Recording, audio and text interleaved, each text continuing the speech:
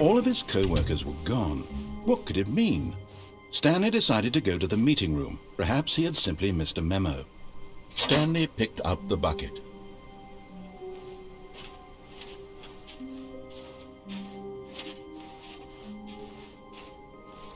Stanley clutched the bucket tightly to his chest and entered the door on his left.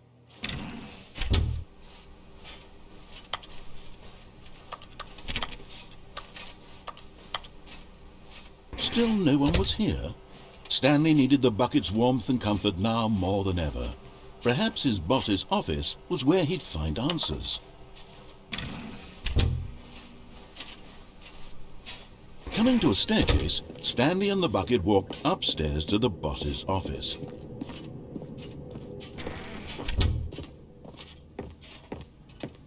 Stepping into his manager's office, Stanley was once again stunned to discover not an indication of any human life.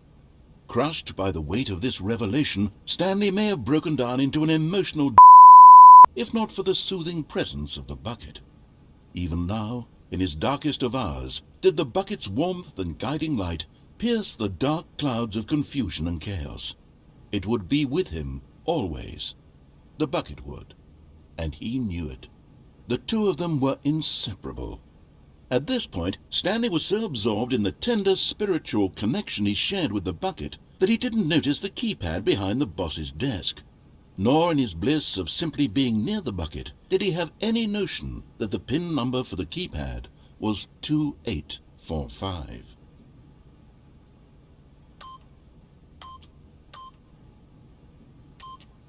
But Stanley guessed the correct code by sheer luck. Was it that the bucket knew all along? Was the bucket guiding him? Yes, this is certainly the most logical explanation.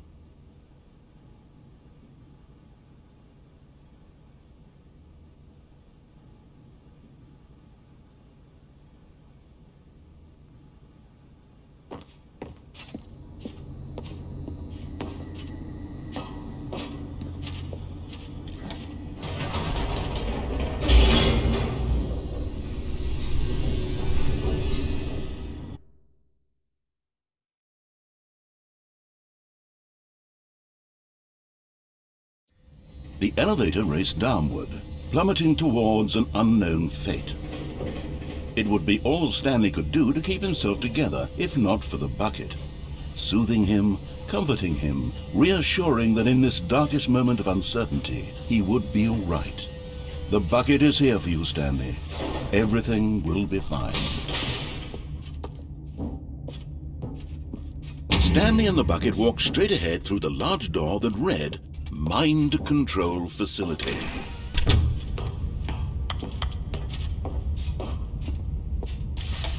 The lights rose on an enormous room packed with television screens. What horrible secret did this place hold? Stanley and the bucket both wondered to themselves.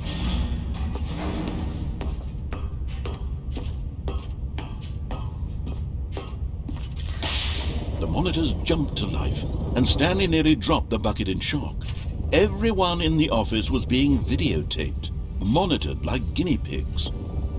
The bucket had never seen anything like this, and it very nearly burst into tears as Stanley cradled it gently, reassuring it that everything would be fine. Was the bucket under the mind control facility's influence as well? Had the bucket been told to do things it didn't wish to do? What kinds of things does a bucket want to do or not want to do in the first place? These questions raced furiously in Stanley's feeble mind. No! He screamed into the bucket. He couldn't accept it. His own life in someone else's control, never! He squeezed the bucket tighter, his one friend in the entire world. At this point, he could trust no one except for the bucket. But here was the proof. The heart of the operation. Controls labeled with emotions, happy or sad or content. Walking, eating, working, all of it monitored and commanded from this very place. And as the cold reality of his past began to sink in, Stanley decided that this machinery would never again exert its terrible power over another human life. For he and the bucket would dismantle the controls for good. Two best friends, Stanley and the bucket, up against the world.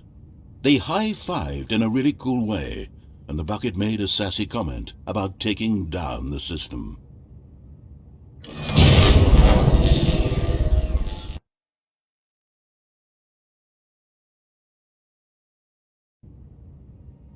Stanley and the bucket waited in blackness. Was it over? Yes, they had done it. Stanley and the bucket had defeated their greatest and darkest enemy, freed themselves from the tyrannical grip of the evil mind control machine. Freedom was now mere moments away.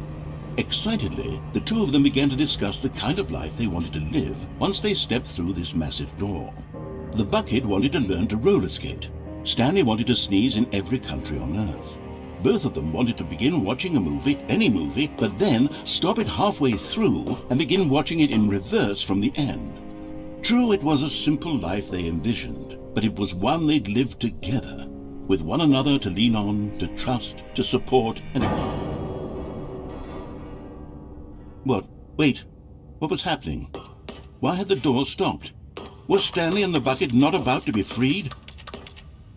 An unbearable silence filled the room, lingering in uncertainty, until finally the truth hit Stanley square in the face.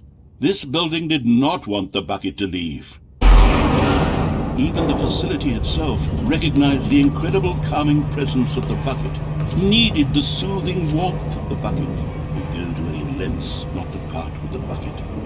No. Stanley can't leave this place. Not while he has such a precious bucket in his arms. Not while this building has anything to say about it. Stanley realized he would never again leave this very room. But at least he has the bucket. To be trapped eternally in darkness isn't really so bad, Stanley thought to himself. As long as I have my bucket with me, right? I'll be okay, won't I? Stanley gulped. Very soon now, he was about to find out.